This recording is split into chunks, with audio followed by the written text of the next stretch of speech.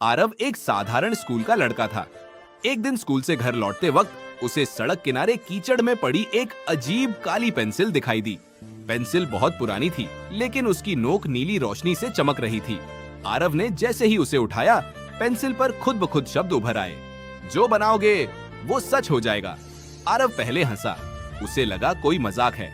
उसने घर पहुंचकर अपनी कॉपी में एक बड़ा सा पिंजा बनाया, लेकिन जैसे ही उसने ड्राइंग पूरी की, उसके सामने सचमुच गर्मा गर्म पिंजा आ गया।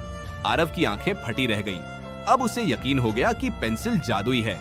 अगले दिन उसने वीडियो गेम बनाया और असली गेम उसके कमरे में आ गया।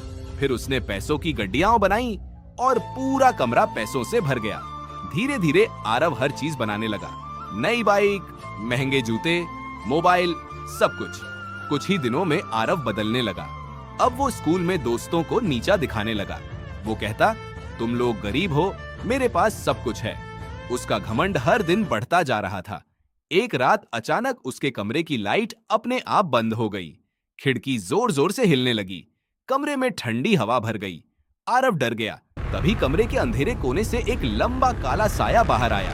उसकी आंखें लाल थीं और उसके हाथों की उंगलियां जली हुई थीं। वो धीरे धीरे आरव के पास आया और डरावनी आवाज में बोला, ये पेंसिल इंसानों के लिए नहीं बनी। आरव कांपने लगा। उसने पूछा, तुम कौन साया हो? हंसने लगा, फिर बोला, सालों पहले ये पेंसिल मेरी थी। मैंने भी इससे सब कुछ हासिल किया था, लेकिन धीरे धीरे ये पेंसिल इंसान की आत्मा खा जाती इतना है। कहते ही दीवारों पर अपने आप डरावनी तस्वीरें बनने लगीं। उन तस्वीरों में कई लोग आग में जलते दिखाई दे रहे थे। आरव की सांसें तेज हो गईं। तभी वो भूत जोर से चिल्लाया, अब तुम्हारी बारी है। अचानक पेंसिल अपने आप हवा में उड़ने लगी। उसकी नोक से काला धुआं निकलने लगा। पूरा कमरा हिलने लगा। डर के मारे आरव ने जल्दी से कॉपी उठाई और उसमें आग की तस्वीर बना दी। अगले ही पल कमरे में भयंकर आग लग गई।